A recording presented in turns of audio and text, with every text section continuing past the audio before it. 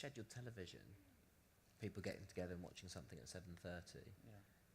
Will we still be doing that in 20 years' time, do you think? Yeah, I think we will, and that's what event TV plays to.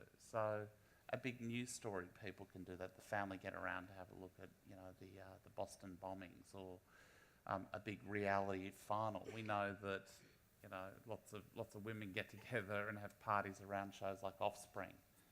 When you watch the Formula One, that's another example of event TV and people coming together. And that's why strategically, as we've reorientated 10, you say, when we lay our bets on programming, we need more of that stuff, because those ads that are watched within event TV are more valuable. I'll ask this question. I'll give you the caveat you to not give an answer about a 10 show, because otherwise you'll just feel obliged to say a 10 show. Yeah.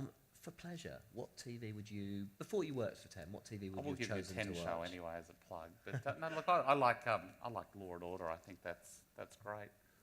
But I think 9 did a really good job with the State of Origin last night.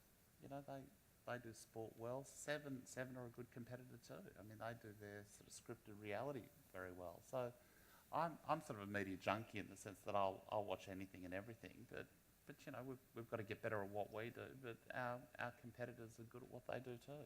You often find that with people working in television, what they like is an obscure show from HBO or something. What are your own personal tastes? Look, I like stuff like, I think the National Geographic channel's great. I like Discovery, and there's a lot within that. Gold Rush Alaska, I'll say that, yeah. What do you miss? You said the agencies in TV land are 80% the same. What do you miss from the advertising days the most?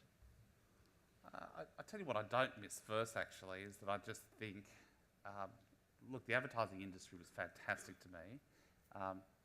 I think it's a shame that the ad industry doesn't own its content, and I think that has broad implications for how that industry survives in the future. And so I think being on the television side now, it's an interesting intellectual challenge to see how we protect and monetize our IP even further. The people in the advertising industry are fantastic, and what I love, my time in New York in particular, but here locally, there's great camaraderie when an agency's going well, and you get to sort of deal with a lot of clients across a lot of industries, so it's really stimulating in that regard. And I'll always be grateful for my time at Y&R and at George Patterson beforehand. So, and also advertising just gives you, as the media buying industries have too, just enormous scope to travel the world and meet lots of people, and it's fascinating. And equally, television's the same too. For people who don't know the story, it's probably worth telling about how you first came into the industry. Oh, it's a bit boring, really, but I started off as the driver of the chairman for George Patterson in 1985, and then worked my way up. But it's a long, boring story, so we won't go into it. Let's take us. You couldn't start any lower in any company. That's all I'll say.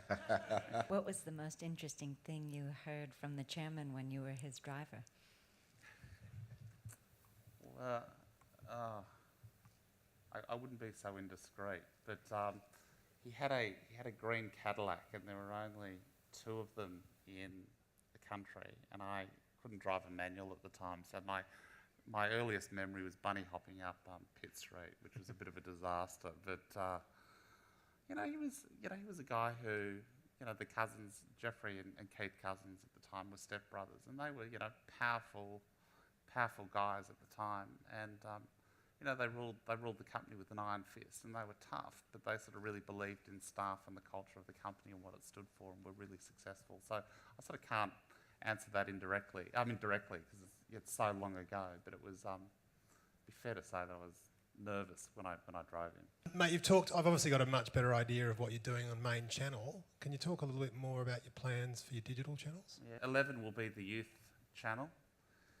And so, we need to think through what we do with The Simpsons, but coupled together with Neighbours and some of that other general programming we've got, that should almost be where the old 10 was, in my opinion, and I think that will play very well, and it's profitable and doing really well as a digital channel. One I think we'll make a more radical change when we can, but we're sort of encumbered by sporting rights that were procured, that we've got to work those contracts out, so that's more of a slow burn.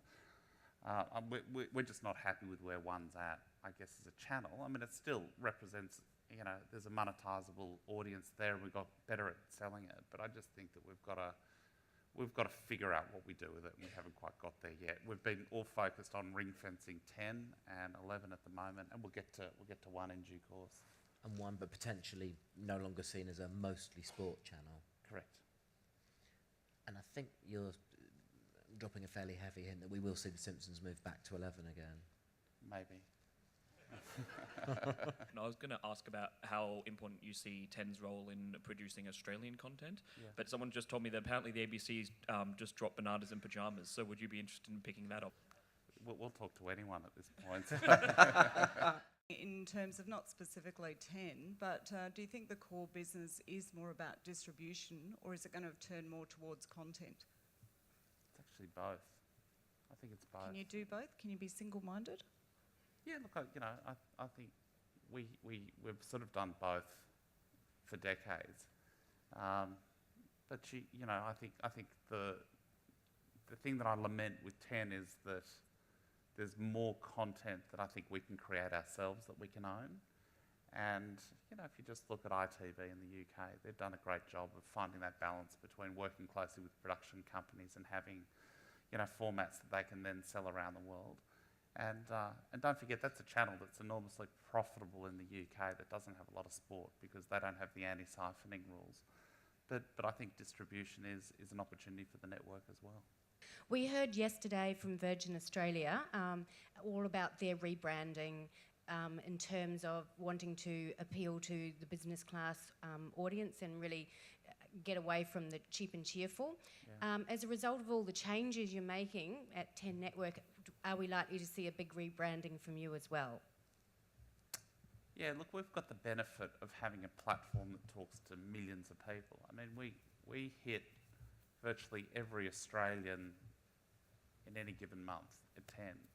So from logo design to our product and what we put to wear every night, you'll see those adjustments that we've talked about tonight. So yes, you will see a rebranding, and we think that's an opportunity for people to reframe the way they view 10. But even, interestingly, just putting the Olympic logo up against the Channel 10 logo as a watermark on our program, I've had great feedback where people are saying, look, we're really serious about getting back into live sport, and people are reframing and reviewing 10 where perhaps they didn't before. So I think what we've got to do is sort of re-engineer the brand through the product that we put on screen. And then obviously the promotional platform. The thing with the TV networks is that our own airtime is incredibly valued. I mean, our advertiser base spend millions of dollars to be on our platform, so we've got to use that more effectively. To summarise, how do you want the market to perceive you? Look, I'd love anecdotally people to say it's a fantastic place to work where we take creative risks and we're loyal to our staff and they really enjoy coming in. I think we've got to be known for the event TV that we talked about, that we will break new ground with new content, new shows. And I want us to be unashamedly very profitable.